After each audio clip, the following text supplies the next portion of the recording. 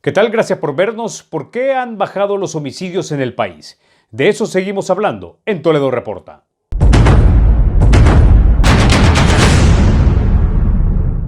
Para algunos criminólogos salvadoreños como Ricardo Sosa, la disminución de la violencia en el país sí se debe al plan impulsado por el gobierno de Bukele y no puede atribuirse a una decisión unilateral del crimen organizado y las pandillas.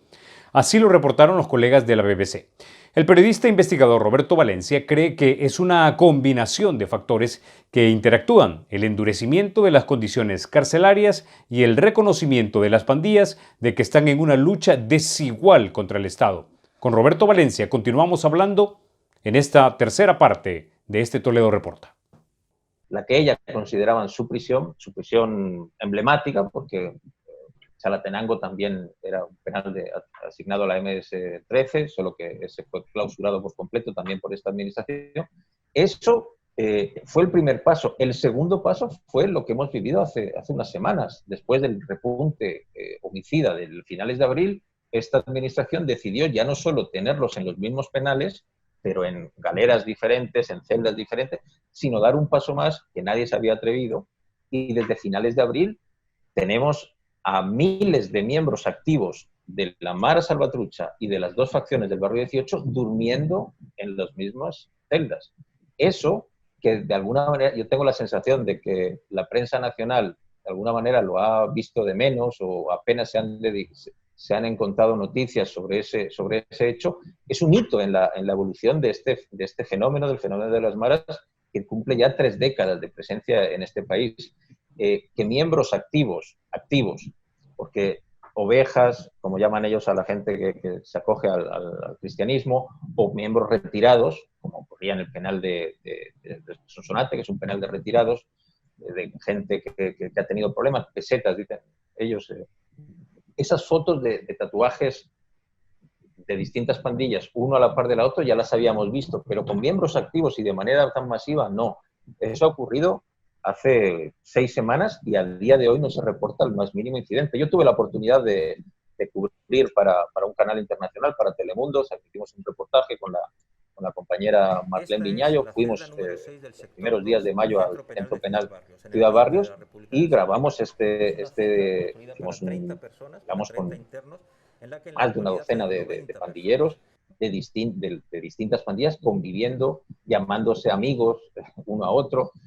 Cuestiones que si me dicen a mí, que llevo unos años viendo este fenómeno, si me dicen a mí hace, no sé, 1 o 2 años que mis ojos iban a ver eso, hubiera apostado 100 pesos claramente a que eso no iba a suceder. Ahora, Roberto, Roberto, y los habría perdido. Ahora, quiero que retomemos ese punto de básicamente unirlos en las mismas celdas a las diferentes pandillas y las dos facciones del barrio 18, pero quiero retomar un punto antes de que pasemos a ese, y es el siguiente. En esta relación que se plantea como asimétrica, es decir, el Estado es la fuerza superior por sobre las pandillas, hay un punto que es muy delicado para el gobierno de turno, y es la cantidad de muertos que se registren diariamente. En ese punto es donde esa relación asimétrica es como una especie de negociación, porque da la impresión que si tenemos una serie de homicidios bajos, no solamente es porque ya no hay disputa de territorio, sino que porque si tú, por cualquier razón, me suben los homicidios, yo te aprieto las tuercas en los centros penales. Pero si en los centros penales me aprietas demasiado las tuercas, entonces yo también, a pesar de que me las estás apretando, puedo dar la orden de que me los suban para presionarte a ti para que me aflojes otra vez nuevamente la tuerca. Es una manera, digamos, un poco banal de decirlo, pero ¿es esto lo que está pasando? Pues no está tan alejado al menos de mi teoría, pero por partes. Analicemos un poquito el escenario, que hay analistas de renombre y gente que lleva también muchos años viendo este tema, defendiendo abiertamente que esta administración mantiene con las pandillas una tregua similar, una tregua bajo la mesa, unos acuerdos de toma, yo te doy esto a cambio de esto otro, similar a lo que hizo Mauricio Funes en 2002, que él a día de hoy sigue sin reconocerse, sin autorreconocerse como el padre de aquel proceso que convenimos en llamar la tregua. Hay gente que está defendiendo que eso ha ocurrido en esta administración. Yo, igual que pongo en duda que el plan control territorial, la versión gubernamental de que el descenso es por el plan control territorial, pongo también en duda, en cuarentena, un término muy de coyuntura, pongo en cuarentena esa teoría de que hay una tregua similar a la que tuvimos en 2012. ¿En qué me baso? Primero, en que la gente que está defendiendo esa postura lo hace sobre elementos etéreos.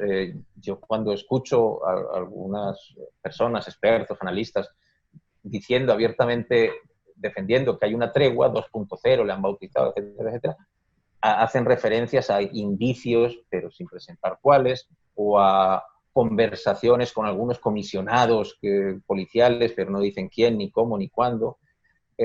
Entonces, yo al menos no he visto que la gente que defiende esa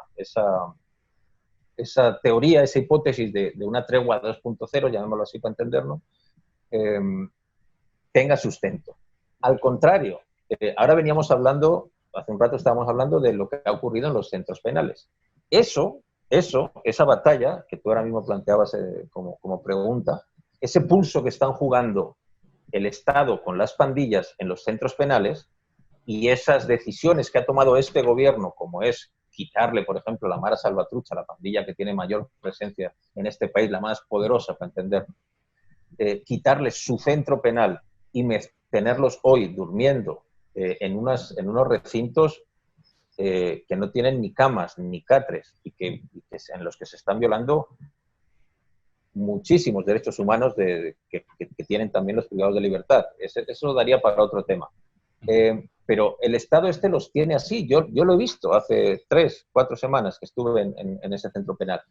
Esos, para mí, son indicios mucho más fuertes de que no existe una connivencia. Te lo repito, te lo digo porque yo, la vez anterior que había estado en ese mismo penal en Ciudad Barrios, esta vez repetí algunas celdas, busqué expresamente varias de las celdas en las que había estado. Costaba reconocerlas porque hace 8 años ese penal era un penal lleno de grafitis por todos los lados.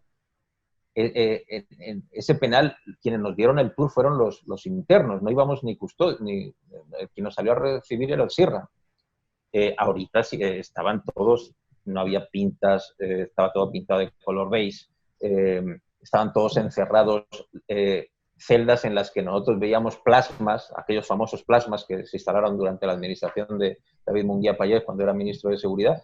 Ahorita son celdas, ya repito, que son, bajo mi criterio, atentan y violan derechos humanos por el hacinamiento que hay ahí, pero que en ese punto concreto de que el Estado esté tratando bien o tratando con guantes de seda o siendo condescendiente con las pandillas, como ocurrió en la tregua de 2012, yo le garantizo, pero no porque lo haya escuchado, sino porque lo he visto con estos ojos, que no está ocurriendo. Entonces, esa teoría de la tregua, que tiene muchos adeptos, normalmente la gente que tiene cruzado, por decirlo, que no tiene muy alta estima al presidente de la República, esa teoría para mí no tiene sustento, Carlos.